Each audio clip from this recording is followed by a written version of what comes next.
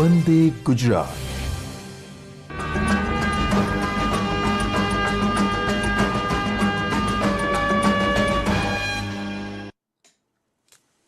વંદે ગુજરાત. નમસ્કાર દર્શક મિત્રો, હું નેહલ મોદી આપ સૌનું હાર્દિક સ્વાગત કરું છું.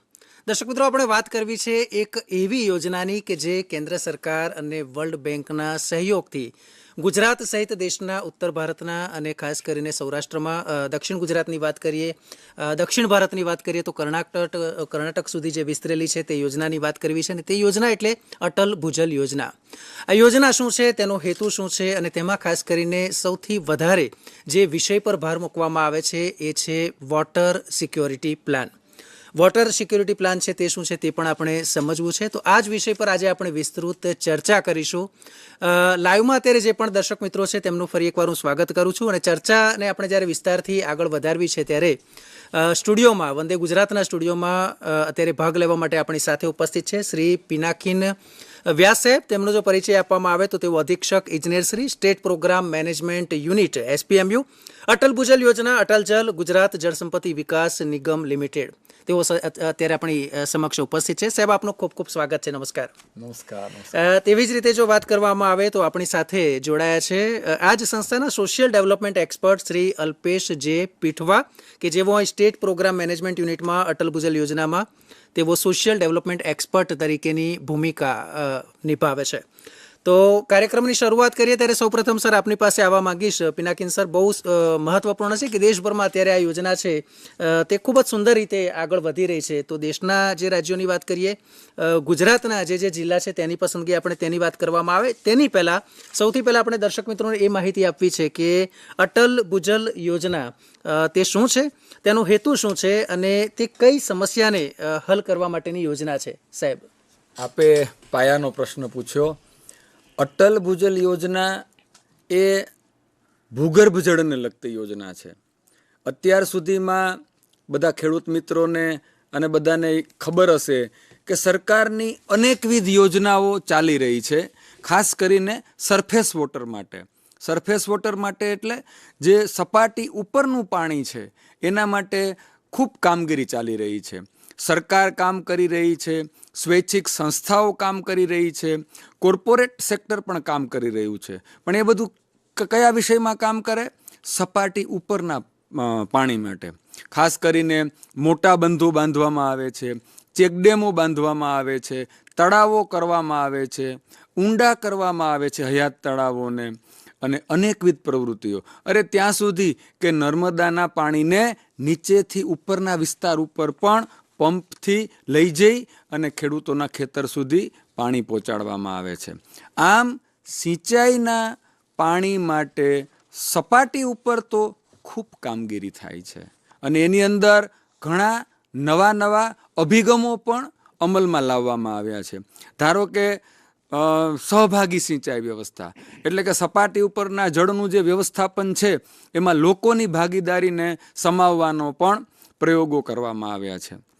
હવે અત્યાર સુધીમાં આપણે એક બીજું આંકડાની રીતે જોઈ લઈએ કે કુલ પાણી છે એની ઉપલબ્ધિ અને એની સામે સિંચાઈની અંદર પાણીનો ઉપયોગ જોઈએ તો 40% આખો જે કુલ આપણો સિંચાઈનો વિસ્તાર છે, ખેતીવાડીનો વિસ્તાર છે, એમાં અંદાજે 40% વિસ્તાર છે એ જ માત્ર સપાટી ઉપરના પાણીથી ઇરિગેશન થાય છે. 60% જેટલો, એક્ઝેક્ટ કહું તો 56% થી 57% જેટલો વિસ્તાર એ ભૂગર્ભ જળથી પિયત થાય છે. હવે મિત્રો, મોટાભાગની યોજનાઓ ઉપર આખા તંત્રનું ધ્યાન, પછી જે નાણાં ખર્ચવામાં આવે છે, બજેટ ખર્ચવામાં આવે છે, એ બધું સરફેસ વોટર ઉપર એટલે કે ભૂગર્ભ જળ નહીં પણ સપાટીના જળ ઉપર કેન્દ્રિત થાય છે. જ્યારે એ બધું 40% એનાથી સિંચાઈ થાય છે આખા વિસ્તારમાં, દેશમાં. 60% વિસ્તાર તો જમીનના તળમાંથી પાણી ઉંચકવામાં આવે છે. તો એના વિશે શું?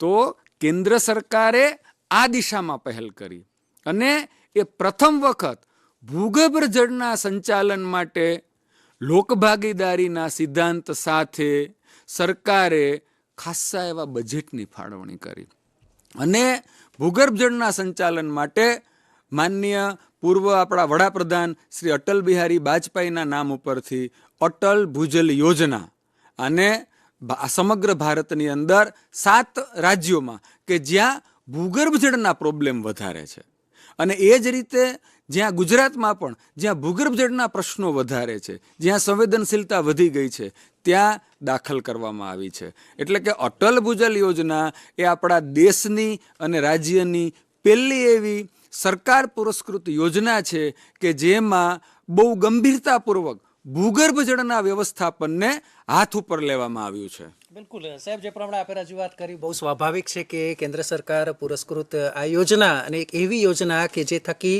એવા કેટલાક વિસ્તાર કે જ્યાં સડનલી છેલ્લા 20 થી 30 વર્ષોમાં અચાનક જે પાણીના સ્તર છે જે નીચે ઉતરી ગયા હોય અને તેને લઈને કેન્દ્ર સરકારે ચિંતા વ્યક્ત કરી છે. એટલું જ નહીં પરંતુ તેને લઈને ઠોસ કદમ તે પણ લેવામાં આવી રહ્યા છે અને તેના ફળ પણ હવે પ્રાપ્ત થઈ રહ્યા છે. વિશેષ રૂપે સાહેબ આપે જ્યારે વાત કરી ત્યારે સ્વાભાવિક છે કે ગુજરાતની વાત કરીએ તો અહીંના પણ 6 જુદા જુદા જિલ્લા, 36 તાલુકા અને 1873 ગ્રામ પંચાયતમાં આ યોજના છે તે અમલી છે. સાથે જો વાત કરવામાં આવે તો આપણી સાથે અલ્પેશ જે પીઠવા પણ જે પ્રમાણે જોડાયા છે. અલ્પેશભાઈ, આપની પાસે આવવા માંગીશ.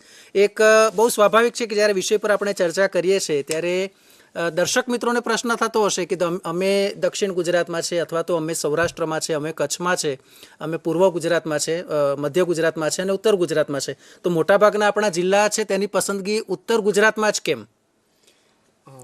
ઉત્તર ગુજરાતમાં નહીં, પહેલાં તો હું એટલું કહીશ કે આ યોજનાની અંદર આપણા જિલ્લાઓની પસંદગી થવી પણ એ પણ થોડીક દુઃખભરી વાત છે. કારણ એટલા માટે કે આ જિલ્લાઓની અંદર પાણીનું, સાહેબે જેમ વાત કરી કે 7 રાજ્યો અને એમાં પણ ગુજરાત ને ગુજરાતની અંદર 6 જિલ્લાઓ છે, જેમાં આપણા ઉત્તર ગુજરાતના અને એક છે આપણો કચ્છ જિલ્લો.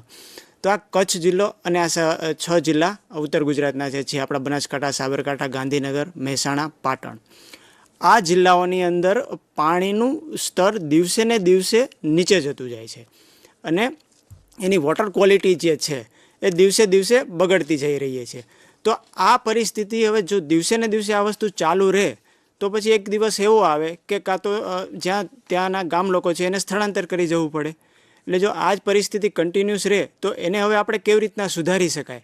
તો એના લીધે અને એની અસરોના કારણે આ વિસ્તાર જે છે એ પસંદ કરવામાં આવે છે. આ જિલ્લાઓ જે છે એનું ગ્રાઉન્ડ વોટર જે છે એ દિવસે ને દિવસે વધુ ખેંચાણ થઈ રહ્યું છે. તો એને આપણે કેવી રીતના ઘટાડી શકાય? અને એ પણ ખાસ કોમ્યુનિટી, કારણ કે આની અંદર કોઈ એક વ્યક્તિ પાણીનો બચાવ કરશે તો એ નહીં ચાલે, પણ એના માટે સહિયારો પ્રવાસ છે. તો અટલ ભૂજલ યોજનાની અંદર એક મહત્ત્વની લાઈન છે કે community lead water security plan. એટલે કોમ્યુનિટી એટલે આખો જે સમુદાય છે એ તૈયાર કરશે કે ગામની અંદર જે પાણીની આવક જાવકનું જે આપણે બજેટ બનાવવાનું છે, તો આ કેવી રીતના આપણે એને આ સ્તરને આપણે સુધારી શકાય. કદાચ આપણે એને ઉપર તો ના લાવી શકીએ પણ એને આપણે સ્થિર કેવી રીતના કરી શકીએ જેથી કરીને આપણે ભવિષ્યની અંદર આપણી પેઢી પણ અહીંયા ટકી શકે. બિલકુલ, જે પ્રમાણે આપણે વાત કરી પિનાકિન સર, આપની પાસે આવવા માંગીશ. બહુ સ્વાભાવિક છે કે જ્યારે અલ્પેશ સાહેબે અહીંયા શબ્દ પ્રયોગ કર્યો, વોટર બજેટ તૈયાર કરવું પડશે. બજેટ શબ્દ એટલે સામાન્ય રીતે એક આમ નાગરિક તરીકે આપણે એ રીતે જાણતા હોઈએ છીએ કે ક્યાંક આપણી આવક છે એના સ્ત્રોતો કયા કયા છે ને સામે જે આવક છે એ ક્યાં થઈ રહી છે અને એ બંનેનું બેલેન્સ છે તેના પર આપણે એ સરપ્લસ હોઈ શકે કે ડેફિસિટ હોઈ શકે. પરંતુ પાણીની જ્યારે વાત આવે તો સ્વાભાવિક છે કે પાણીમાં જેને આપણે વોટર બજેટ કહીએ છીએ, તો વોટર બજેટ એટલે શું અને તે કઈ રીતે કરવામાં આવે છે, તેની ગણતરી કઈ રીતે કરવામાં આવે છે, એને જરા વિસ્તારથી માહિતી આપશો પિનાકિન સાહેબ. મિત્રો, બજેટની વાત કરીએ ને એટલે એ પેલો આંકડાશાસ્ત્ર અને હિસાબની વાત થઈ. જી, અત્યાર સુધી આપણે જે બધા હિસાબો કરતા હોય એ વાર્ષિક સર્વૈયા કંપનીઓમાં થાય. સરકારની અંદર પણ માર્ચ મહિનામાં બધા હિસાબો સરભર કરવામાં આવે. અને બજેટ એટલે આપણે પહેલાં નામું શીખતા. એટલે નામાની અંદર 2 ભાગ હોય, એક આવક હોય અને એક જાવક હોય. હવે આવું દરેક ગામે પાણી બાબતે એક આવક જાવકનો હિસાબ કરવાની જે પદ્ધતિ છે એને વોટર બજેટ કહેવામાં આવે છે. વોટર બજેટ એટલે કે એક ગામ છે તો ગામની અંદર કુલ વાર્ષિક તમે સમયનો એકમ વર્ષ માટે લઈ લો અને એક વર્ષ માટે કેટલી જરૂરિયાત છે પાણીની, કેટલો વપરાશ છે પાણીનો અને એમાં આપણે સરપ્લસ છીએ કે ડેફિસિટ, એનું એક ગ્રામ કક્ષાએ પૃથક્કરણ કરવાની વાત છે. એ અટલ ભૂજલ યોજનાની અંદર પાયાની પ્રવૃત્તિ છે. અને વોટર બજેટ ખેડૂતો તૈયાર કરે અને ખેડૂતોની સાથે પંચાયતના સભ્યો પણ ભેગા રહે અને ડીઆઈપી એટલે કે અમારા ડિસ્ટ્રિક્ટ ઇમ્પ્લિમેન્ટેશન પાર્ટનર્સ તરીકે જે સ્વૈચ્છિક સંસ્થાઓની પણ અટલ ભૂજલ યોજનામાં ભાગીદારી મેળવવામાં આવી છે, એ લોકો પણ આની અંદર કામગીરી કરતા હોય છે. એટલે ગ્રામ કક્ષાએ બજેટ એટલે શું, એનો પાયાનો વિચાર આ છે કે પાણીની આવક અને જાવકનું એક સરવૈયું દર વર્ષે ખેડૂતોએ બધાએ પાણીના જે વપરાશકારો છે એણે બધાએ ભેગા મળીને કરવાનું છે. એટલે આમાં તમારે કઈ કઈ બાબતો લેવી પડે, તો એમાં મુખ્ય તો કે પાણીની આવકના ગામમાં સ્ત્રોત કયા છે. ખાલી ભૂગર્ભ જળ છે આ ગામના પાણીની અત્યારે જરૂરિયાત પૂરી પાડવાના એક સ્ત્રોત તરીકે, કે પછી તમારી પાસે નહેરનો કોઈ સોર્સ છે ગામના પાણીને સ્ત્રોત જરૂરિયાત પૂરી પાડવા માટે, આ ઉપરાંત બીજો કોઈ સોર્સ છે, કોઈ ગામના તળાવો છે અથવા કોઈ પાઇપલાઇનથી તળાવો ભરવામાં આવે છે કે શું છે. એટલે પાણીની સમગ્રતયા આવકનો એક અંદાજ પાક્કો તમારે કરવાનો થાય. એને આપણે પેલું જે દેશી નામું હોય એમાં જમા પાસું, કે જમામાં વાર્ષિક પાણીમાં કેટલું પાણી જમા થાય છે. હવે ઉધાર પાસું નક્કી કરવાનું, તો પાણીના ગામની અંદર કયા કયા વપરાશો, બાજુમાં જ કોઈ અથવા ગામની સીમમાં જ કોઈ ઇન્ડસ્ટ્રી હોય તો એ ઔદ્યોગિક બાબતમાં પણ કેટલો પાણીની વર્ષની જરૂરિયાત છે એની પણ ગણતરી કરવામાં આવે છે. ગામમાં પીવા માટે કેટલું પાણી જોઈએ છીએ, વાપરવા માટે ઘર વપરાશમાં કેટલું જોઈએ છીએ, અને સૌથી વધારે પાણી ક્યાં વપરાય છે, ખેતીમાં. તો ખેતીની અંદર કેટલું પાણી જોઈએ છીએ એ પણ આપણે બધા એના અંદાજ કરવામાં આવે છે. અને એ પાણીની વાર્ષિક જાવક એના આંકડાઓ, ખાલી આમ અંદાજ એટલે પાકો અંદાજ કરવામાં આવે છે, એના આંકડાઓ અને એના સાચા યુનિટ સાથે, કે ભાઈ આ ગામમાં આપણે વાર્ષિક આટલું પાણી આવે છે, આ ગામમાં વાર્ષિક પાણીની આટલી જ આવક છે, તો આપણું ગામ વરસ પૂરું થાય ત્યારે પાણી વધારે છે કે પાણી ઘટ પડે છે, આપણે એ આવે ને. સરવૈયું બનાવો એટલે નફામાં કંપની અમુક ચાલતી હોય અને અમુક કંપની શેમાં ચાલતી હોય, નુકસાનમાં ચાલતી હોય. તો આપણું ગામ આ પાણીની બાબતમાં દર વર્ષે નફામાં ચાલી રહ્યું છે કે નુકસાનમાં, એનો જે સ્થાનિક કક્ષાએ હિસાબ કરવાનો છે એને વોટર બજેટ કહેવામાં આવે છે. અને એ અટલ ભૂજલ યોજનામાં ગ્રામ કક્ષાએ લોકભાગીદારીથી, લોકો મારફત, લોકો પાસે આ કરાવવામાં આવે છે. એ આ યોજનાનું એક અતિ સુંદર પાસું છે અને એ આ યોજનાની વિશિષ્ટતા છે. બિલકુલ સાહેબ, આપે જે માહિતી આપી એટલે એક બાબત બહુ સ્પષ્ટ રીતે આપણે કહી શકાય કે ખાસ કરીને જે એવા વિસ્તાર કે જ્યાં ભૂગર્ભ જળ ખૂબ જ નીચે ઉતરી ગયા છે ત્યાં તો આ યોજના ખૂબ જ સુપેરે કામ કરી રહી છે. પણ સાથે સાથે જે આપણે વાત કરી કે લોક ભાગીદારી, જેમાં જે ગામના અગ્રણીઓ છે તેમને આપણે આગળ લાવીએ છીએ કે આમાં તેઓ ભાગ લે. પાણી સમિતિના જે સભ્યો છે એમને પણ એ જ રીતે આપણે તૈયાર કરવામાં આવે છે કે ગામની પરિસ્થિતિ છે તે હકીકત આ છે. ઘણીવાર થાય કે સવારે કે સાંજે આપણને નિયમિત જો 1 કલાક કે 2 કલાક પાણી મળતું હોય એટલે ગ્રામજનો ઘણીવાર એવું પણ માની લેતા હોય છે કે અમારા વિસ્તારમાં પાણીની અછત નથી, પરંતુ હકીકતથી તેઓ વાકેફ નથી પણ હોતા કે તેમના જ ગામમાં પાણી છે. અને જ્યારે બોરવેલ તૈયાર કરવામાં આવે ત્યારે ઘણીવાર તેમને ખ્યાલ આવે કે 700 ફૂટ સુધી બોરવેલ લઈ ગયા તેમ છતાંય પાણી આવ્યું નથી, અને ત્યારે ગંભીર પ્રશ્ન છે તે ઊભો થાય છે. અને આ જ મુદ્દે સમજ પૂરી પાડવા માટે અટલ ભૂજલ યોજના દ્વારા આ ગામોમાં વિવિધ પ્રવૃત્તિઓ હાથ ધરવામાં આવે છે.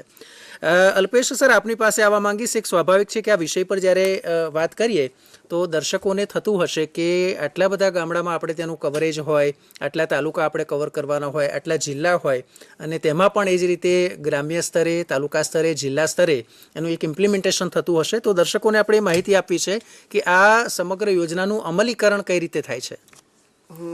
અમલીકરણની જો વાત કરીએ તો સ્ટેટ લેવલે જે છે GWRDC, ગુજરાત જળ સંપત્તિ વિકાસ નિગમ લિમિટેડ, જે સ્ટેટ લેવલે અટલ ભૂજલ યોજનાનું અમલીકરણ કરી રહી છે, ત્યાર પછી છે આપણે ડિસ્ટ્રિક્ટ લેવલે. તો ડિસ્ટ્રિક્ટ લેવલે આપણે પણ એક ડિસ્ટ્રિક્ટ DPMU છે, ડિસ્ટ્રિક્ટ પ્રોગ્રામ મેનેજમેન્ટ યુનિટ, અને ત્યાર પછી છે DIP. આ DIP જે છે એ ગ્રામ્ય કક્ષાએ જે પંચાયત છે એને સહયોગ માટે છે. તો એ જુદી જુદી આપણી જે ગ્રામ પંચાયત છે તો એને કેવી રીતના મદદરૂપ થવું. આ વોટર સિક્યુરિટી પ્લાન છે, ગ્રામ્ય કક્ષાએ જે સાહેબે વાત કરી કે પાણીનું બજેટ બનાવવાનું છે, તો આ બજેટ કેવી રીતે બનાવવું, એને કેવી રીતના એના પાણીના ડેટા આપણે લેવા, ક્યાંથી લેવા, કઈ રીતે લેશું, એની રીતે કેવી રીતના WSP બનશે, તો એના માટે આ DIP મદદરૂપ કરે છે. એટલે આપણે જોઈએ તો સ્ટેટ લેવલ, ડિસ્ટ્રિક્ટ લેવલ અને ગ્રામ પંચાયત. તો ગ્રામ પંચાયત છે. આ ગ્રામ પંચાયત છે એની અંદર આપણે એક કમિટીની રચના કરેલી છે, જેને આપણે કહીએ છીએ participatory ground water management committee. આ કમિટી છે જે DIPના સહયોગથી વોટર બજેટ તૈયાર કરે છે. જે આપણે જોઈએ હમણાં સ્ક્રીન ઉપર જોયું કે MISની અંદર એક ચોક્કસ પ્રકારના આઈડીથી આખું ઓપન થાય છે પોર્ટલ, અને એની અંદર આપણે પાણીની આવક અને જાવકની સાહેબે જેમ વાત કરી કે બજેટ બનાવીએ છીએ, તો એના અલગ અલગ મોડ્યુલ છે કે જેની અંદર આપણે ગ્રામ પંચાયતની બેઝિક માહિતી લઈએ છીએ, કે જેની અંદર આપણે ગ્રામ પંચાયતનો નકશો લઈએ છીએ કે ગામ એનો નકશામાં ગામ કઈ જગ્યાએ આવેલું છે, એનો એપ્રોચ શું છે, પછી એની હાઇડ્રોલોજીકલ માહિતી, તો એની અંદર આપણે મેપ લઈએ છીએ, પછી એનો વોટરશેડ મેપ લઈએ છીએ. એવી ગ્રામ પંચાયતની બેઝિક માહિતી તૈયાર કરીએ છીએ. ત્યારબાદ એનું આવે છે વોટર અવેલેબિલિટી. સાહેબે જેમ વાત કરી એમ કે ગામની અંદર વોટર અવેલેબિલિટી, પણ આ ડેટા લાવશું ક્યાંથી? તો આપણા ગામની અંદર એક રેઇનગેજ સ્ટેશન તૈયાર કરવામાં આવ્યું, જે તમને ગ્રામ પંચાયત છે, આંગણવાડી છે કે સ્કૂલ છે આની અંદર જોવા મળશે. આ રેઇનગેજ સ્ટેશન છે એનો ડેટા આપણે જ્યારે વરસાદની સિઝન હોય છે ત્યારે આપણે રેગ્યુલર સવારે 8 થી 9ના સમયગાળા દરમિયાન જ્યારે પડેલો હોય ત્યારે સવારે 8 થી 9ના ગાળામાં આપણે વરસાદ લઈએ છીએ, અને એની અંદર એ માપ કરી એ આપણા પંચાયતની અંદર જે આપણે રજિસ્ટર નિભાવીએ છીએ તો આ રજિસ્ટરની અંદર નોંધીએ છીએ. એ ઉપરાંત ડિજિટલી યુગ છે ત્યારે એક અટલ જલ એપ્લિકેશન પણ છે. તો આ એપ્લિકેશન અંદરની પણ આપણે એ ડેટા એડ કરીએ છીએ. એ ડેટા આપણને સીધો, મેં જેમ MISની વાત કરી તો એ કોમ્પ્યુટરની અંદર MISની અંદર આપણને જોવા મળે. તો આ થઈ ગઈ આપણી પાણીની આવક. તો ગામની અંદર 4 મહિનાની અંદર જે રેની આપણી સિઝન છે એની અંદર 27, 28 કે 30 દિવસ વિસ્તાર વાઇઝ અલગ અલગ વરસાદ પડતો હોય છે. તો એની અંદર કેટલો વરસાદ ગામની અંદર પડેલ છે, તો આ આપણી ગામની આવક થઈ ગઈ. એની અંદર પછી બધું ઓનલાઈન જે કોમ્પ્યુટરની અંદર કેલ્ક્યુલેશન થતું હોય છે કે એનો રન ઓફ કેટલો છે, મતલબ કેટલું વહી ગયું પાણી, પછી કેટલું ઇવાપ્રોશન કે કેટલું બાષ્પીભવન થઈ ગયું.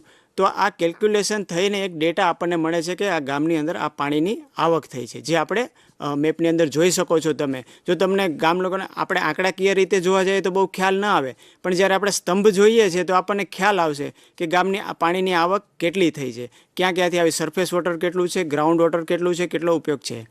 ત્યારબાદ આ આવક આપણે જે રેઇનગેજ સ્ટેશન છે એનાથી જોયું. એના બાદ આપણે આવે છે કે પાણીની જાવક કેટલી છે.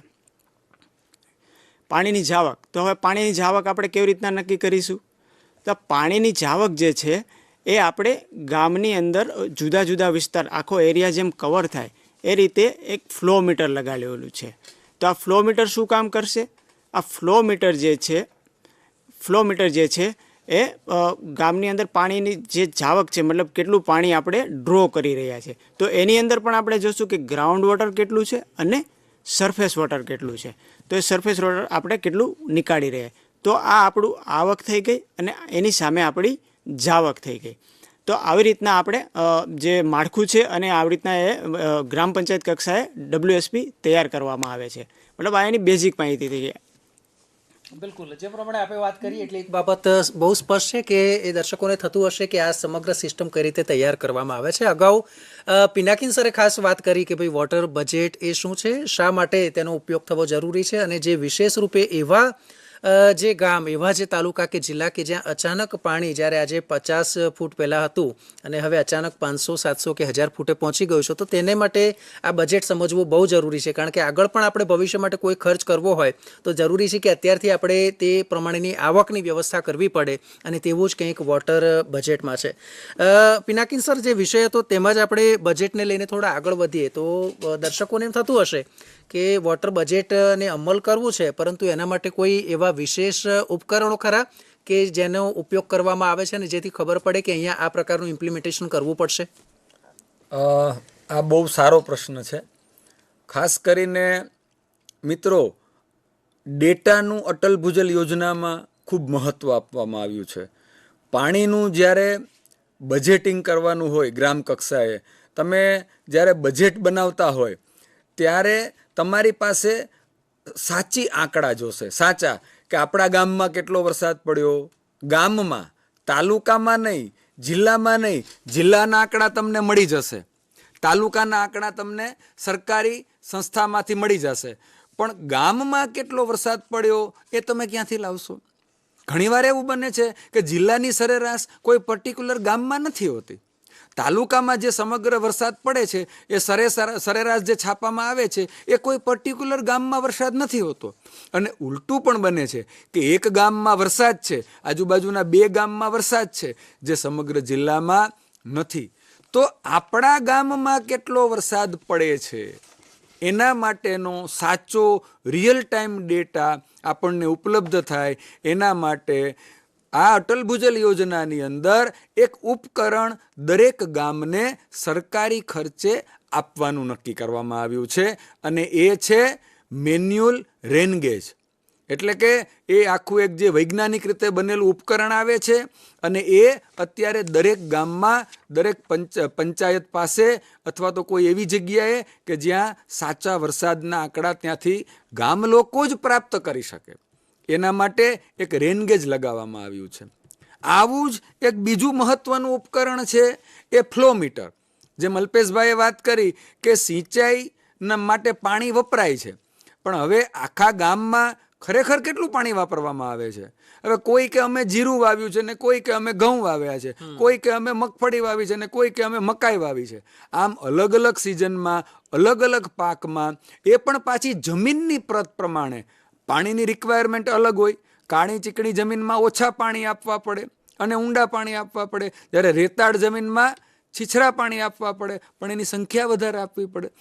આ બધી અનેક વિવિધતાઓ છે, એટલે દરેક ગામ પોતે જ માપી લે કે ભાઈ અમે કેટલું પાણી વાપર્યું છે. તો એના માટે દરેક ગામ માટે ઓછામાં ઓછા આખી સીમમાં અલગ અલગ દિશામાં અલગ અલગ જગ્યાએ 7 વોટર ફ્લો મીટર લગાવવામાં આવ્યા છે, કે જે ખેડૂતોના કૂવા ઉપર, બોર ઉપર લગાવવામાં આવે છે, કે જ્યાંથી ખેડૂત પોતે સિંચાઈ માટેનું પાણી ઉલેચી રહ્યા છે, બહાર કાઢી રહ્યા છે.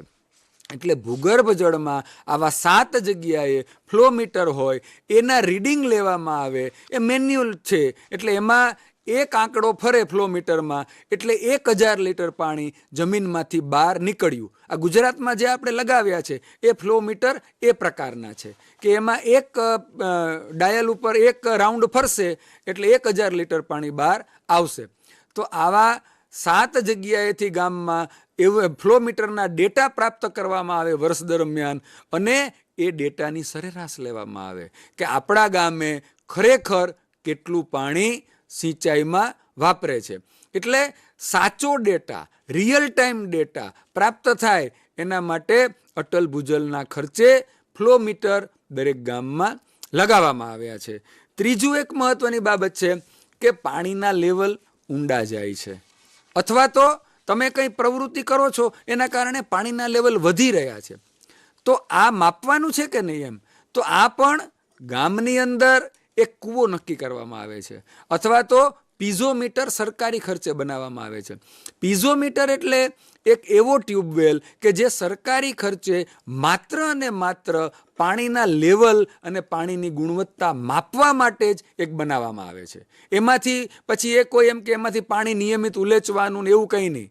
એક એવો પાતાળ કૂવો, એક એવો બોરવેલ કે જે બનાવી અને ઢાંકી દેવામાં આવે, અને એમાં નિયમિત રૂપે પાણીના લેવલ લેવાના, અને એમાંથી પાણીના સેમ્પલ પણ લેવાના, અને એ સેમ્પલનું એનાલિસિસ કરીને પાણીની ગુણવત્તામાં પણ કંઈ ફેરફાર થતો હોય તો એનો અંદાજ કરવાનો. તો આ પીઝોમીટર બનાવવામાં આવે છે. એ આપણા 1873 જે ગામડાઓ પસંદ થયા છે, આ તમામની અંદર એક સરકારી ખર્ચે પીઝોમીટર બનાવવામાં આવે છે. એ ઉપરાંત લોકોના જે હયાત કૂવા છે અથવા તો કોઈ બીજા ટ્યુબવેલ્સ છે એમાંથી પણ પાણીના લેવલ લેવામાં આવે છે.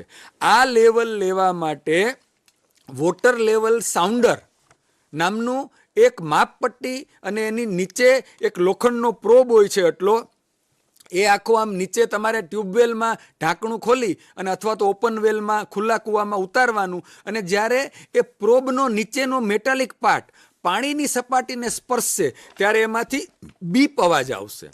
એટલે આ અવાજ આવે એટલે ત્યારે ઉપર જ્યાંથી માપતા હોય એ પોઈન્ટથી પાણીના સ્તરની ઊંડાઈ તમને પ્રાપ્ત થશે. એટલે પાણીના ઊંડાઈ માપવા માટે DWLR પણ લગાવવામાં આવ્યા છે. DWLR એટલે ડિજિટલ વોટર લેવલ રેકોર્ડર. એ જે તે પીઝોમીટર કે ટ્યુબવેલમાં એક લગાડવામાં આવતું મશીન છે જેની અંદર ઇલેક્ટ્રોનિક ચિપ પણ રહેલી છે, કે જે ભૂતળમાં પાણીના જે ફેરફારો વેરિએશન થાય છે લેવલમાં, ઊંચું આવે નીચું આવે, એ બધું સતત રિમોટ સેન્સિંગથી કોમ્પ્યુટરની અંદર લેવલમાં થતી વધઘટ બતાવ્યા કરે. એક દિવસમાં 4 વાર લેવલ લેવામાં આવે છે. એટલે એમાં માણસે ત્યાં જઈને પેલા સાઉન્ડરથી લેવાની જરૂર નથી, પણ આનું મહત્વ સમજાય અને ખેડૂતો પોતે જાતે લેવલ લેતા થાય. એટલા માટે એનાલોગ વોટર લેવલ સાઉન્ડર મશીનો, પેલા માપપટ્ટીને એનાલોગ વાળા, બીપ થાય એવા અવાજવાળા, કે ખેડૂતો જાતે માપતા થાય. પેલા મશીનોથી તો ઠીક છે, કોમ્પ્યુટરમાં ડેટા તો મળી જશે કે આ ગામમાં કે આ કૂવાની અંદર પાણીના લેવલમાં શું વધઘટ થઈ રહી છે, પણ ખેડૂતો મારફતે જો આ કામગીરી કરવામાં આવે તો એ લોકો સભાન થાય, એ લોકો સંવેદનશીલ થાય ભૂગર્ભ જળ પ્રત્યે.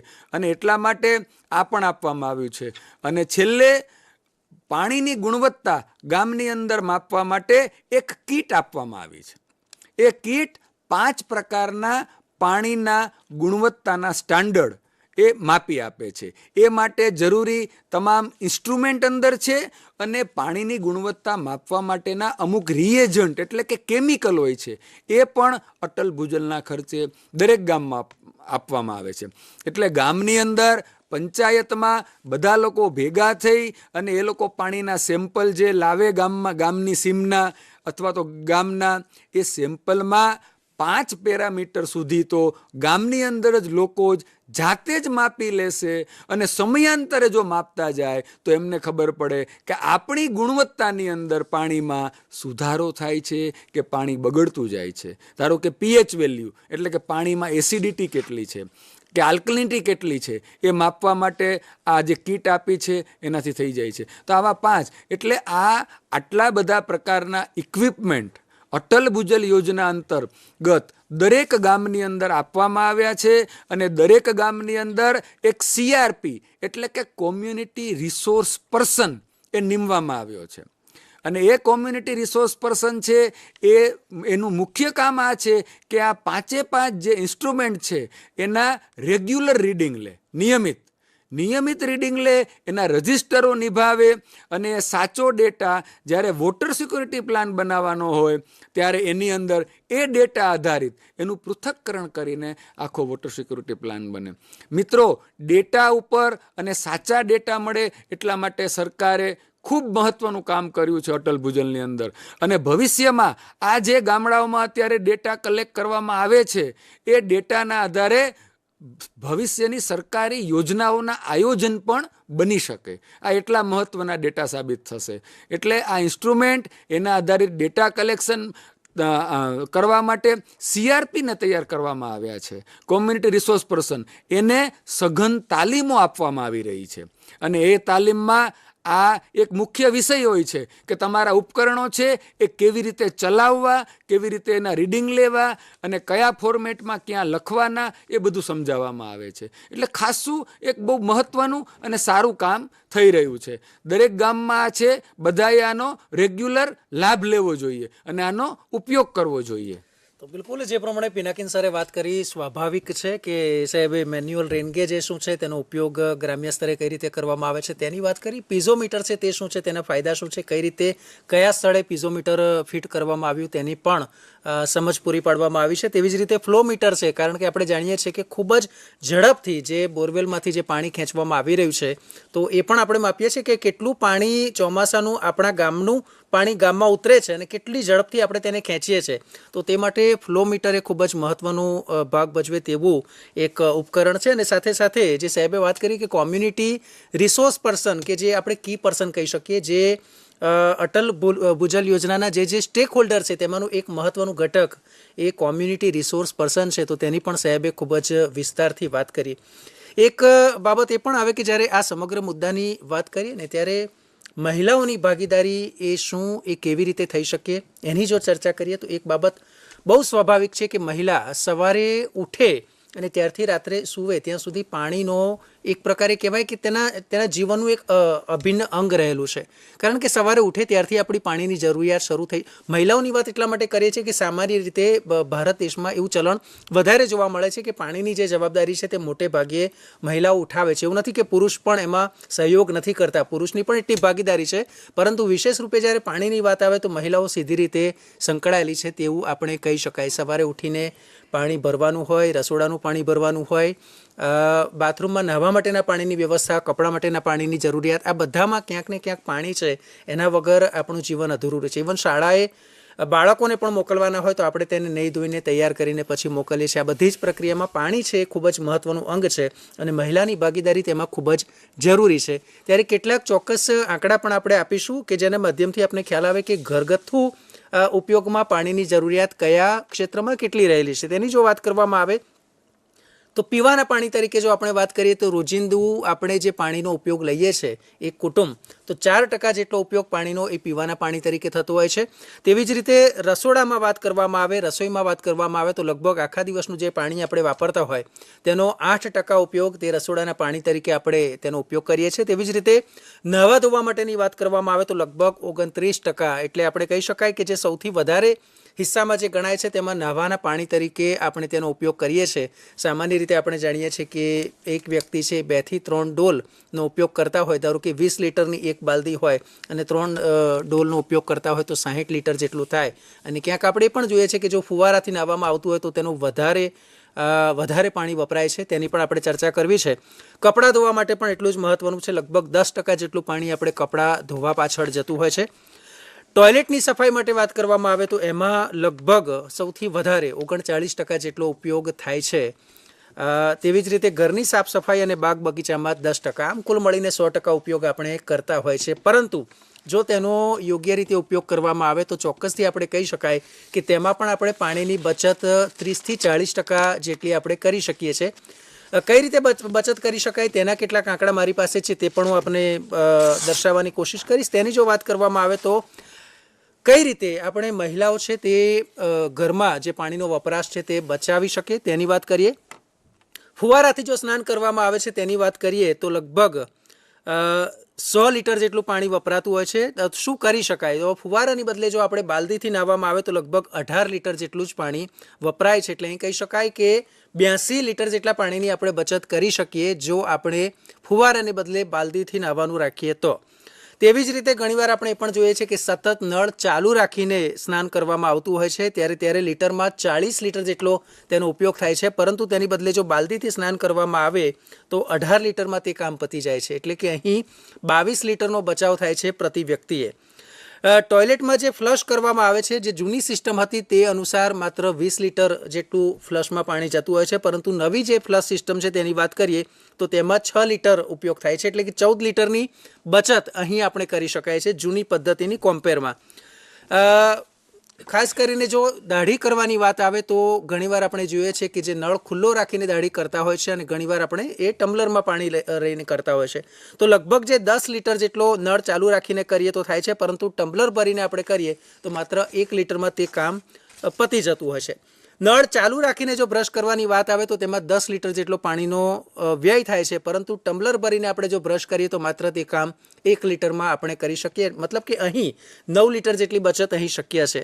કપડાં ધોવાની વાત આવે તો ઘણીવાર હું ફિલ્ડમાં જ્યારે ફરતો હોઉં તો ઘણીવાર અમે સ્વાભાવિક છે એ પણ જોઈએ કે ધારો કે 9:30ની ટ્રેનિંગનો ટાઈમ હોય ને અમે એ બહેનોને કે ભાઈઓને એકત્ર કરવા ગયા હોય, ઘણીવાર એવું થાય કે બેન બાજુમાં છે, બંને વાત કરે છે, બંને કપડાં ધુએ છે, તગારું છે પાણીથી ભરાઈ ગયું છે અને નળ છે એનું જે વધારાનું પાણી છે તગારાની બહાર જઈ રહ્યું છે. અને પછી અમે એમને જ્યારે એ ટકોર કરીએ, હળવી ટકોર કે આ પાણી છે એની જ આપણે આ તાલીમ છે અને એના માટે આપણે બેસવાનું છે એની આપણે વાત કરવી છે, ત્યારે સૌથી પહેલાં અમે એમને કહીએ છીએ કે નળ જેટલી બચત થાય છે. એટલે આ કેટલાક નાના એવા નુસ્ખા છે કે જેનો ઉપયોગ કરવામાં આવે તો પણ આપણે કહી શકાય કે પાણીની ખૂબ જ મોટી માત્રામાં બચત થઈ શકે. ચર્ચાનો દોર આપણે આગળ વધારી ત્યારે એક બાબત એ પણ છે, આપણે સરને એ પણ પૂછવું છે કે ખાસ કરીને ડિમાન્ડ અને સપ્લાય શબ્દનો ઉપયોગ વારંવાર થતો હોય છે. કોઈ પણ વસ્તુની જ્યારે વાત કરીએ ત્યારે આપણે કહીએ કે ભાઈ બજારમાં એની ડિમાન્ડ કેવી છે અને સામે એનો પુરવઠો કેવો છે, એટલે સપ્લાય કેવો છે. તો પાણીની બાબતમાં આ કેવું છે?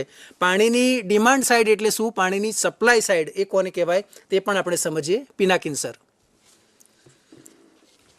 ડિમાન્ડ અને સપ્લાય એ અર્થશાસ્ત્રના મુખ્ય શબ્દો છે, પણ અહીંયા અટલ જલની અંદર એ વોટર સિક્યુરિટી પ્લાનના મુખ્ય ઘટકો છે.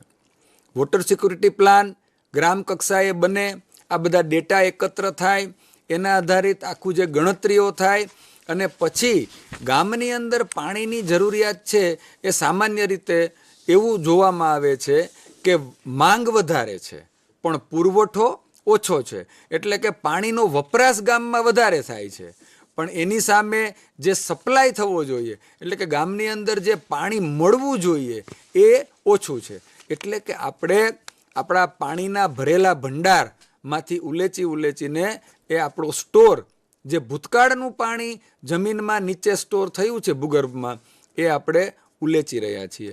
મિત્રો, એક જાણકારી માટે કહી દઉં કે અમુક જગ્યાએ આપણે જેમ ઊંડા જતા જઈએ છીએ અને ત્યાંથી મીઠું પાણી ઉલેચતા જઈએ છીએ ને, એ પાણીને સપાટી ઉપરથી ત્યાં પહોંચતા આપણે કલ્પના ન કરી શકીએ, પણ 5000 વર્ષ 10,000 વર્ષ જૂના પાણી પણ આપણે ઉલેચીને ખાલી કરી નાખ્યા છે. આપણે સપાટી ઉપર જોઈએ ને તો અમુક નદીઓ તમને સાવ કોરી લાગે અને અમુકમાં ચોમાસાની અંદર પાણી હોય. આવું જ કલ્પના કરો કે જમીનની નીચે પણ એક નદી વહી રહી છે, જેને ભૂગર્ભ જળની નદી કહી શકાય. એ નદીઓ પણ ખાલી થઈ રહી છે. આપણે પાણી ઉલેચીને એ જમીનની નીચે પણ સૂકું ભઠ્ઠ બધું કરી નાખ્યું છે. જેમ ઉપર સૂકી નદીઓ જોવા મળે છે અને આપણને દુકાળની લાગણી થાય છે, એવું જ જમીનની અંદર ભૂગર્ભ જળની જે નદીઓ વહે છે ને, એ નદીઓ પણ આપણે સૂકવી નાખી છે. હવે આપણે એના માટે સપ્લાય સાઈડના કામ કરવા પડશે. સપ્લાય એટલે કે ભૂગર્ભ જળની અંદર પાણી નીચે પહોંચાડવું પડશે. રિચાર્જના કામ આપણે કરવા જોઈએ, એને સપ્લાય સાઈડના કામ કહી શકાય. ચેકડેમો બનાવવા જોઈએ, અથવા હયાત ચેકડેમને મરામત કરવાના આવે. હયાત ચેકડેમને સિલ્ટિંગ થઈ ગયું હોય, એમાં માટી ભરાઈ ગઈ હોય, પુરાણ થઈ ગયું હોય, તો આપણે એને ખોદીને પાછા એનો સ્ટોરેજ વધારવામાં આવે. તો આ બધા પ્રકારના જે કામો છે કે એને સપ્લાય સાઈડના, કે પાણીનો પુરવઠો વધે એવા કામો, એને સપ્લાય સાઈડના કામો કહેવાય છે. તેમાં મેઇન ગામની અંદર જ્યાં શક્ય બને તાંત્રિક રીતે ત્યાં ચેકડેમો જો હોય તો ભલે, બાકી નવા ચેકડેમો છે, નાળા પ્લગ છે, બંધપાળા છે, એનું આયોજન DLI 3 અંતર્ગત. DLI 3 એટલે સપ્લાય સાઈડના કામો, પુરવઠા વધારવાના કામો, પાણીનો પુરવઠો વધે એ પ્રકારના લગતા કોઈ પણ કામ હોય એને સપ્લાય સાઈડના કામ કહી શકાય છે. તો આ પ્રકારના ચેકડેમ, નાળા પ્લગ, બંધપાડા, નવા જ્યાં તાંત્રિક શક્યતા હોય એવી તમામ સાઇટોમાં આવા પાણીનો સંગ્રહ થાય એ પ્રકારના બાંધકામો કરી નાખવા જોઈએ. હયાત તળાવો ઊંડા કરવાના એ કામગીરી પણ આની અંદર આવે. પાણીમાં જ્યાં અત્યારે અમુક બંધ કૂવાઓ છે કે જેમાંથી કંઈ આપણે પાણી લઈ શકતા નથી, કાં નબળું પાણી થઈ ગયું છે એમાંથી ખેંચીને પછી, તો આ પ્રકારના કૂવાઓમાં વધારાનું પાણી જે વહી જાય છે એના કરતાં આવા કૂવાઓમાં નાખી દઈએ તો એને રિચાર્જ કરી શકાય. તો આ પ્રકારનું તમામ કામગીરી છે ને એને સપ્લાય સાઈડના કામ કહેવામાં આવે છે. અટલ ભૂજલની અંદર જેનો બહુ મહત્વનો ભાગ છે. અને ડિમાન્ડ સાઈડ એટલે શું? તો કે એનો વપરાશ. હવે આપણે અટલ ભૂજલ યોજનાની ખૂબી એ છે કે અત્યાર સુધી બધાએ વધારે પડતું ધ્યાન આપ્યું સપ્લાય સાઈડમાં, એટલે કે પુરવઠો વધારવામાં. પણ તમે ગમે એટલું કમાવ અને દીકરાવ ઉડાવ હોય તો તમારી સંપત્તિનું અંતે શું થાય છેલ્લે? આ એના જેવું છે.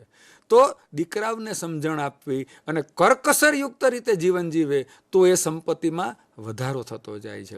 એ જ રીતે ભૂગર્ભ જળના વ્યવસ્થાપનમાં અટલ ભૂજલ યોજનામાં ડિમાન્ડ સાઇડ ઉપર ખૂબ ભાર આપવામાં આવ્યો છે અને આખું જે બજેટનું એલોકેશન કરવામાં આવ્યું છે કેન્દ્ર સરકાર તરફથી, એમાં પણ સૌથી વધારે ડિમાન્ડ સાઇડના કામ કરવા ઉપર ભાર મૂકવામાં આવ્યો છે. એટલે કે લોકો ઓછું પાણી વાપરતા થાય.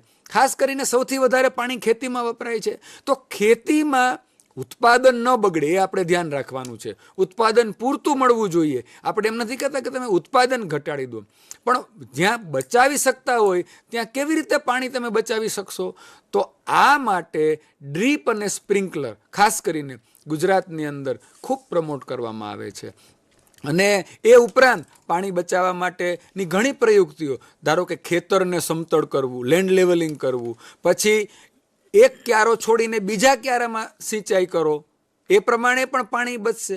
પછી મલ્ચિંગ કરો, પેલું પ્લાસ્ટિક જે પોલિથીન આવે છે એ આવરણ એ ઢાંકી દઈએ આપણે, તો એના કારણે પણ બાષ્પીભવનમાં પાણી ઉડી જતું નથી, ભેજ અંદર છોડ પાસે રહે છે અને પાણીની જરૂરિયાત પૂરી થઈ જાય છે. બિલકુલ. આમ ભાર આપવામાં આવ્યો છે અને દરેક ગામ કક્ષાના આયોજનમાં આનું સંપૂર્ણ આયોજન દર વર્ષે ચકાસવામાં આવે છે કે આપણે કેટલી કામગીરી સપ્લાય સાઈડમાં કરી, એમાંથી કેટલી પૂરી થઈ, હજી કેટલી બાકી છે, આપણે ડિમાન્ડ સાઈડમાં કેટલું કરવાનું છે.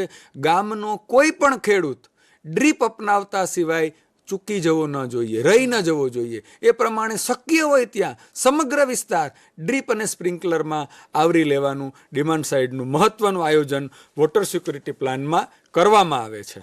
બિલકુલ સાહેબ, આપે જે વાત કરી બહુ સ્વાભાવિક છે કે હવે એ શબ્દનો આપણે ઉપયોગ કરવો પડશે કે વધુ ને વધુ આપણે ટપક સિંચાઈ પદ્ધતિ તરફ વળીએ, સ્પ્રિંકલરનો ઉપયોગ કરીએ, પણ પાઇપલાઇનથી છેક ત્યાં સુધી પહોંચાડીએ અને પછી પાવામાં આવે તો પણ આપણે કહી શકાય કે પાણીની બચત ઘણી કરી શકાય. અને પાણીની બચત એ પાણી કમાવ્યા બરાબર જ છે, જે પ્રમાણે સરે વાત કરી. દર્શક મિત્રો, છેલ્લે જે પ્રમાણે આપણે નક્કી કર્યું હતું કે ફોન લાઈન છે તે આપણે ખોલવી છે, તો ફોન લાઈન આપણે ખોલી છે. ટીવી સ્ક્રીન પર જે નંબર છે તે ડિસ્પ્લે થાય છે, આપ ફોન નંબર નોંધી લેશો. ફોન નંબર છે 07923213096 અને બીજો નંબર છે 23213097. આ બંને નંબર ઉપર આપ કોલ કરી શકો છો. શાળાના વિદ્યાર્થીઓ હોય કે પછી અત્યારે જે પણ લોકો અત્યારે લાઈવ નિહાળી રહ્યા છે, ફિલ્ડ લેવલના જે અટલ ભૂજલના જે કાર્યકરો છે, એ તમામ લોકો આ વિષય પર કોઈ પણ ચોક્કસ માર્ગદર્શન જોઈતું હોય. આજે આપણે વાત કરી રહ્યા છે અટલ ભૂજલ યોજનાની, જે વિશેષ રૂપે ગુજરાતમાં જે ઉત્તર ગુજરાતના આપણા વિસ્તાર છે, ખાસ કરીને કચ્છ, પાટણ, બનાસકાંઠા, સાબરકાંઠા, મહેસાણા અને ગાંધીનગર, અને આ જિલ્લામાં આપણે જાણીએ છીએ કે પાણીના જે ભૂગર્ભ જળ છે ખૂબ જ ઊંડા ઉતરી ગયા છે.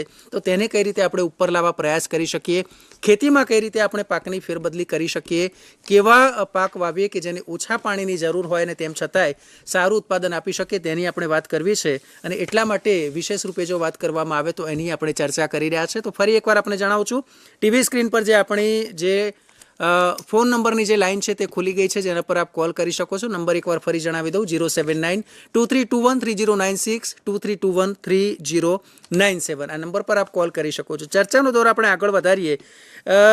સાહેબ, એક બાબત એ પણ છે કે ઘણીવાર દર્શક મિત્રોને એ થતું હોય અથવા ખેડૂત મિત્રોને થતું હોય કે સાહેબ આ અન્ય વિસ્તાર કરતાં આ વિસ્તાર અમારો જે અલગ છે, કારણ કે ખૂબ જ ઊંડા પાણી ઉતરી ગયા છે, તો સબસિડીમાં કોઈ વિશેષ સહાય આ વિસ્તારમાં આપવામાં આવે છે કે કેમ, તેના પર થોડું ફોકસ કરશો સર. અલ્પેશભાઈ. ખાસ કરીને સાહેબે જે વાત કરી ડિમાન્ડ અને સપ્લાયની, તો ડિમાન્ડ અને સપ્લાયની અંદર આ અટલ ભૂજલ યોજના છે ને એ આખી યુનિક છે અને એ ખાસ ડિમાન્ડ ઉપર મેજર કરે છે કે ડિમાન્ડ સાઇડ ઉપર આપણે શું કરી શકાય, કે જેની અંદર આપણે ડ્રીપ છે, સ્પ્રિંકલર છે, મલ્ચિંગ છે, ક્રોપ ડાયવર્સિફિકેશન છે. તો એ કરીને આપણે જેટલું પાણી છે ને એને આપણે કાર્યક્ષમ ઉપયોગ કેવી રીતના કરી શકીએ, ખાસ મહત્ત્વનું એ છે. સાહેબે એમ કીધું કે સપ્લાય સાઇડની અંદર આપણે જે બંધ પાડા બાંધવા કે નહીં, પણ જેટલું રિચાર્જ કરવાની, આપણે જે માણસની પેલી હોય ને કે પાણી એ 1 ગ્લાસ પી શકે, 2 ગ્લાસ પી શકે, પછી વધારે નહીં પી શકે, પીશે તો બધું બહાર આવશે. એમ જમીનની પણ અને ભૂતળની પણ એક લિમિટ આવી જતી હોય છે કે આપણે એનું રિચાર્જ અમુક લિમિટ સુધી જ કરી શકીએ. પણ આપણી પાસે જે પૂરો જથ્થો જે છે, તો એ જથ્થાને આપણે વ્યવસ્થિત રીતે કેમ વાપરવો, તો એ ખૂબ અગત્યનું છે. બીજું ડિમાન્ડ સાઇડ મેજરની જે મેં વાત કરી કે આપણે એની અંદર ડ્રીપ અને સ્પ્રિંકલર કરીએ છીએ, તો આ ડ્રીપ અને સ્પ્રિંકલરમાં આપણે જે ગામની અંદર 50% કે 60% ડ્રીપ સ્પ્રિંકલર અપનાવતા હશે, પણ જે આપણો 40% ભાગ વધી ગયો છે, જે બચે છે કે જેની અંદર ડ્રીપ અને સ્પ્રિંકલર જે ખેડૂતોએ નથી કરેલા, તો એ લોકો કેમ એડોપ્શન કરે, એના માટે અટલ ભૂજલની અંદર જે જીજીઆરસીની જે સબસિડી મળી રહી છે એ ઉપરાંત આપણે 15% સબસિડી વધારાની આપી રહ્યા છે કે જેથી કરીને લોકો જોડાય અને જે આપણો 30% જે ભાગ આપણો બચી ગયેલો હોય ગામનો કે 100% ડ્રીપથી આપણું ગામ કવર થાય એના માટે 15% એક્સ્ટ્રા અને જીએસટીમાં. તો આ ડ્રીપ અને સ્પ્રિંકલરની અંદર જીજીઆરસીની સબસિડી ઉપરાંત પણ આપણે આપી રહ્યા છીએ. કારણ કે ડિમાન્ડ સાઇડ મેજર ઉપર આ યોજના ખાસ કરીને ચાલી રહી છે અને જે આપણો કાર્યક્ષમ પાણીનો ઉપયોગ કરવો તો આપણે કેવી રીતના કરી શકીએ, ડ્રીપ કરીને, સ્પ્રિંકલર કરીને, પાક વાઇઝ અલગ અલગ હોઈ શકે, પણ ડ્રીપ અને સ્પ્રિંકલર 100% ગામ આપણું કેમ કવર થાય એ ખાસ અગત્યનું છે આની અંદર, ડિમાન્ડ અને સપ્લાયની અંદર. બિલકુલ, જે પ્રમાણે આપણે વાત કરી બહુ સ્વાભાવિક છે કે ઘણીવાર ખેડૂત મિત્રને થતું હશે કે ધારો કે અમારા ત્યાં જે પાણીના તળ છે તે ઊંડા ગયા છે, તો એના માટે ખાસ કરીને સરકાર શું કરે છે અને એવી કોઈ યોજના અટલ ભૂજલમાં વિશેષ રૂપે છે કે પછી અન્ય કોઈ યોજનાનો લાભ તેમાં મળી શકે તેને લઈને પ્રશ્ન થાય, જેને આપણે સામાન્ય ભાષામાં કન્વર્ઝન્સ શબ્દ કહેતા હોય છે. તો પિનાકિન સર, આ કન્વર્ઝન્સ શબ્દનો ઉપયોગ એ શેના માટે થાય છે અને કયા કયા વિભાગ તેની સાથે સંકળાયેલા છે તે વિશે માર્ગદર્શન પૂરું પાડશો? મિત્રો, અટલ ભૂજલ યોજનાની અંદર ઘણીવાર પ્રશ્ન થતો હશે કે વોટર સિક્યુરિટી પ્લાનમાં અમે આ આયોજનમાં કર્યું પણ તમે અમારા ગામમાં આવ્યા પણ કામ તો બીજા કરે છે. હવે એ જ આ કાર્યક્રમની અટલ ભૂજલ યોજનાની ખૂબી છે કે વોટર સિક્યુરિટી પ્લાનની અંદર જે કંઈ આયોજન ખેડૂતો મારફત તૈયાર કરવામાં આવે છે એને હવે તો ગ્રામ કક્ષાનો જે જીપીડીપી છે એટલે કે જિલ્લા પંચાયતનો જે ઓવરઓલ વિકાસ પ્લાન છે, આયોજન છે, એની અંદર વોટર સિક્યુરિટી પ્લાનને લઈ લેવાનું કેન્દ્રમાંથી સૂચન થયું છે અને હવે તો તમામ જીપીડીપીની અંદર અટલ ભૂજલ યોજનાનો વોટર સિક્યુરિટી પ્લાન આવી જશે. પણ વોટર સિક્યુરિટી પ્લાનમાં જે કંઈ બાબતો નક્કી કરી કે ભાઈ સપ્લાય સાઇડના કામો થવાના છે, ડિમાન્ડ સાઇડના કરે, તો એ કોણ કરશે? તો કે એ જે વિભાગનું મૂળ કામ છે એ કરશે. ધારો કે ચેકડેમ બનાવવો છે તો કોણ કરશે? તો કે તો એના માટે જળ સંપત્તિ વિભાગ છે. આ ડ્રીપનું કામ કોણ કરશે? તો કે એના માટે જીજીઆરસી છે. પછી કોઈ જંગલ ખાતા પણ આની અંદર સંકળાયેલું છે, વોટરસેટ ડેવલપમેન્ટવાળા સંકળાયેલા છે. મિત્રો, તમારા ગામની અંદર ભૂગર્ભ જળને લગતું, ભૂગર્ભ જળને સહાય થાય, ભૂગર્ભ જળમાં વધારો થાય કે ભૂગર્ભ જળ ખેંચાતું હોય એમાં ઓછું થાય, એના માટે કોઈ પણ કામગીરી તમે વોટર સિક્યુરિટી પ્લાનમાં લીધી છે એ અમે જે તે વિભાગને મોકલી આપીએ છીએ અને જે તે વિભાગ પોતાના આયોજનમાં આને અગ્રતા ક્રમે લે છે કે ભાઈ અમારું કામ પછી અટલ ભૂજલ યોજનામાં ખેડૂતો મારફત આ માગણી આવી છે એને પ્રાથમિકતા આપીએ અને આ ગામમાં કામ કરી આપીએ. એટલે કેટલા બધા વિભાગો અટલ ભૂજલ યોજનાના વોટર સિક્યુરિટી પ્લાનના અમલીકરણની કામગીરી ગ્રામ કક્ષાએ કરી રહ્યા છે. આ જે ખૂબી છે અટલ ભૂજલ યોજનાની એને સામાન્ય વાતચીતની ભાષામાં કન્વર્જન્સ તરીકે ઓળખવામાં આવે છે. એટલે મિત્રો, એવું તમે નહીં માનતા કે આમાં અમે આયોજન કરીએ પણ આ લોકો તો કામ નથી કરતા, પણ ગામમાં જળને લગતું જે કંઈ કામગીરી થાય છે ને જે તે વિભાગ તરફથી એ અટલ ભૂજલ યોજનાના કારણે થઈ રહી છે. એ એક વિશ્વાસ રાખજો અને એ તમે જોજો. અને બીજું સૌથી મહત્વની વાત એ અમારા અલ્પેશભાઈ હમણાં કરી કે વધારાની સબસિડી અટલ ભૂજલ યોજના અંતર્ગત અત્યારે તમને પ્રાપ્ત થાય છે. ડ્રીપ અને સ્પ્રિંકલરનો ફાયદો લેવો હોય તો આ સબસિડી માત્ર માર્ચ 2025 સુધી, એટલે કે અટલ ભૂજલ યોજનાનો અમલ એનું 5મું વર્ષ હમણાં ચાલુ થશે અને માર્ચ 31 2025માં અટલ ભૂજલ યોજના એનું 5મું વર્ષ પૂરું થાય એટલે આ કાર્યક્રમ પૂરો થશે. તો મિત્રો, આપણા અટલ ભૂજલ યોજનાનો 1873 ગામમાં જ્યાં કામ થાય છે ત્યાં અમારી તો તમને વિનંતી છે કે આ જે વધારાની સબસિડી છે ને એના અંતર્ગત સમગ્ર ગામ તમારું આની અંદર આવી જવું જોઈએ અને આ લાભ લઈ લો, કારણ કે પછી આવો કોઈ લાભ તમને મળશે નહીં. તો ખાસ કરીને આ કોઈ પણ પ્રકારની સહાય જોતી હોય તો GWRDCનો અમારો સંપર્ક કરી શકાય છે અને અથવા તો ત્યાં ગામની અંદર તમારે જે DIP તરીકે સ્વૈચ્છિક સંસ્થાઓ આવતા હોય એનો પણ આમાં સંપર્ક કરી શકાય છે. બિલકુલ, જે પ્રમાણે દર્શક મિત્રો આપણે આ કાર્યક્રમ નિહાળી રહ્યા છે, જીવંત પ્રસારણ આપ જોઈ રહ્યા છો. ફરી એકવાર આપણે જણાવવાનું કે અત્યારે ફોન લા વંદે ગુજરાત હેલ્પલાઇન નંબર છે અને તેવી જ રીતે જે ફોન માટેના બીજા નંબર છે તે પણ હું આપને જણાવી દઉં. આ સિવાયના નંબર છે તે છે 23213096. આ નંબર ઉપર આપ કોલ કરી શકો છો. જે પ્રમાણે આપણે વાત કરીએ છીએ, એક પ્રશ્ન એ પણ થાય કે આ સમગ્ર જ્યારે આયોજન કરવામાં આવે ત્યારે સૌપ્રથમ એક કોલર અત્યારે આપણી સાથે ફોન લાઈન પર જોડાઈ ગયા છે. જી નમસ્કાર. હેલો. હા નમસ્કાર સર, આપણે ડ્રીપ ઇરિગેશન વિશે માહિતી જોઈતી હોય તો. હા બિલકુલ, ડ્રીપ ઇરિગેશન વિશે આપને માહિતી જોઈએ છે. આપ ક્યાંથી બોલી રહ્યા છો ને આપનું શુભ નામ જણાવશો? આપણા ગાંધીનગર જિલ્લાના કલોલ તાલુકાના નારદીપુરથી બોલું સર. નારદીપુરથી. સાહેબ, નારદીપુરથી ખેડૂત મિત્ર છે, ડ્રીપ ઇરિગેશન માટે પૂછી રહ્યા છે. અલ્પેશભાઈ, ખાસ કરીને આપણે આ વિસ્તારમાં કોને મળવું પડે, શું કરવું પડે એમ? બિલકુલ, કોનો સંપર્ક કરવાનો? ડ્રીપ ઇરિગેશન માટે જો તમારે માહિતી જોતી હોય તો કલોલ તાલુકાની અંદર આપણે જનકલ્યાણ ચેરિટેબલ ટ્રસ્ટ જે આપણી અંદર ડીઆઈપી તરીકે કામ કરી રહી છે, એના પ્રતિનિધિઓ આપના ગામની અવારનવાર મુલાકાત લેતા હોય છે. ત્યાં આપણી જે પીજીડબ્લ્યુએમસી કમિટી છે એની સાથે મિટિંગો કરતા હોય છે અને આપણે પ્રચાર પ્રસાર કરતા હોય છે કે ડ્રીપ ઇરિગેશનમાં અપનાવવા માટે આપણે શું કરી શકાય. ઇવન તમારા ગામની અંદર, તાલુકાની અંદર, જિલ્લાની અંદર જે તમારા ડ્રીપ અને સ્પ્રિંકલરના જે વેન્ડરો છે તો આપ એની મુલાકાત લેશો અને એ જે તમને માહિતી આપશે તો એની અંદર ઓલરેડી તમે કલોલ તાલુકાના જે અટલ ભૂજલ યોજના જ્યાં લાગુ છે એ ગામની અંદર હશો તો તમારી અટલ ભૂજલની જે સ્કીમની જે સબસિડી મળવાની છે એ તમને ઓલરેડી એમાં મળી જશે. એટલે તમે તાલુકા કક્ષાથી પણ મેળવી શકશો. જિલ્લા કક્ષાએ આપણી ઓફિસ છે ડીપીએમયુ, તો ત્યાંથી પણ તમને માહિતી મળી જશે. અને જે આપણી સહયોગી સંસ્થા ડીઆઈપી જે મેં આપને વાત કરી તો એ પણ ત્યાં પંચાયત કક્ષાએ આપને એ માહિતી મળી જશે. બિલકુલ સાહેબ, જે પ્રમાણે આપણે વાત કરીને અલ્પેશભાઈ, એમાં જ થોડું આપણે ઉમેરવું છે. ઘણીવાર અમે પણ જ્યારે ગ્રાસરૂટ લેવલે જતા હોઈએ તો એવું થાય કે એ પૂછે કે અમને આજે સબસિડી જ્યાંથી મળશે અને જેના થકી અમે ટપક કે સિંચાઈ પદ્ધતિ ફિટ કરાવીએ તો એ સરકારી દ્વારા પ્રમાણિત સંસ્થા છે કે કેમ, તો એ વિશે પણ થોડું માર્ગદર્શન આપશો, ખેડૂત મિત્રોને ખૂબ જ કામ લાગશે. હા, એટલે જે વેન્ડર જે છે એ જીજીઆરસીએ નક્કી કરેલા 50થી 60 જેટલા વેન્ડરો જે જીજીઆરસીએ નક્કી કરેલા છે કે જે એના ક્રાઇટેરિયા મુજબ ફિક્સ કરેલા છે. એટલે એ આખી એની પ્રોસેસ કરતા હોય છે. એકચ્યુઅલી જે તમારું કામ જે થાય છે એ સરકારી ધારાધોરણ મુજબ જ થાય છે અને અટલ ભૂજલ યોજનાની અંદર જો આપનું ગામ આવતું હોય તો તમને એ ઓટોમેટિક એ સબસિડીનો લાભ મળવાપાત્ર થતો હોય છે.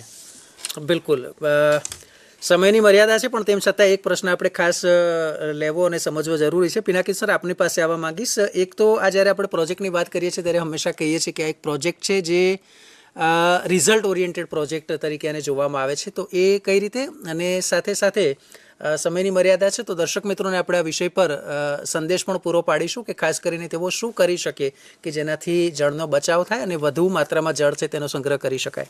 મિત્રો, રિઝલ્ટ ઓરિએન્ટેડ આ પ્રોજેક્ટ છે એટલે આ વર્લ્ડ બેંકની સહાયથી અને કેન્દ્ર સરકારની સહાયથી આ પ્રોજેક્ટ ચાલી રહ્યો છે અને એનું આલેખન એટલું સુંદર રીતે થયું છે કે સામાન્ય રીતે અત્યાર સુધીના બધા યોજનાઓના આયોજન એવા હોય કે 100% નાણાં ખર્ચાઈ જાય. એનો હેતુ ઉમદા હોય છે, સારો ધ્યેય હોય છે અને આખો પ્રોજેક્ટ પૂરો થાય પછી એનું ઇવેલ્યુએશન થાય, મૂલ્યાંકન થાય કે આ પ્રોજેક્ટના પરિણામો શું આવ્યા.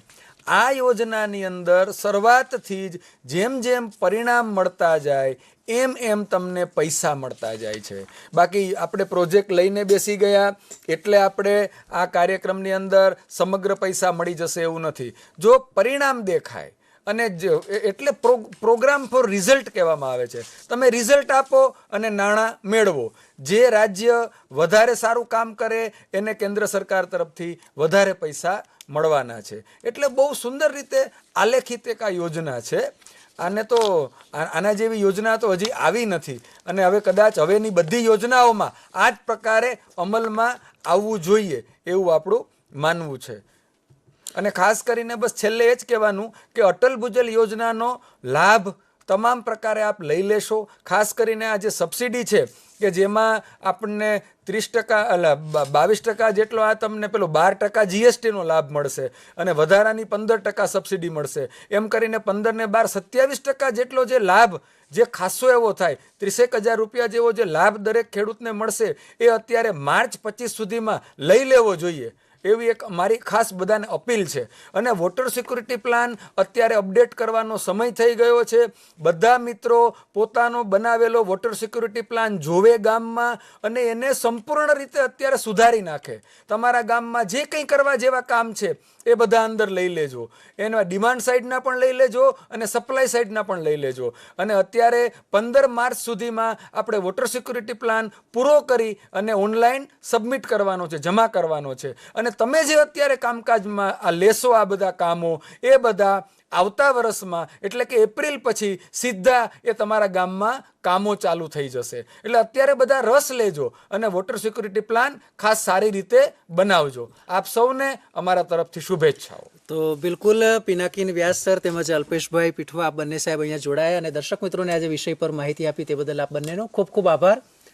તો દર્શક મિત્રો, મને આશા છે કે આજનો આ કાર્યક્રમ આપને પણ ખૂબ જ પસંદ પડ્યો હશે. જ્યારે આપણે વાત કરી રહ્યા છે વોટર સિક્યુરિટી પ્લાનનું, તો તેનો અમલ સારામાં સારી રીતે થાય ત્યારે તમારી ભૂમિકા પણ એટલી જ મહત્વપૂર્ણ છે. અટલ ભૂજલના જે કર્મચારીઓ જે આપના ત્યાં આવે છે, આપના ગામે આવે છે, તાલુકે આવે છે, ત્યારે તેમને ચોક્કસથી સપોર્ટ કરજો, કારણ કે આ ગામના વિકાસની વાત છે. અને જ્યારે સાહેબે કીધું કે જીપીડીપી ગ્રામ પંચાયત ડેવલપમેન્ટ પ્લાનમાં પણ તેનો સમાવેશ કરવામાં આવ્યો છે, તો તેના પરથી આ જે પ્રોજેક્ટ છે તેની ગંભીરતા આપને ખ્યાલ આવતી હશે. અત્યારે બસ આટલું જ. મને આપશો રજા. નમસ્કાર.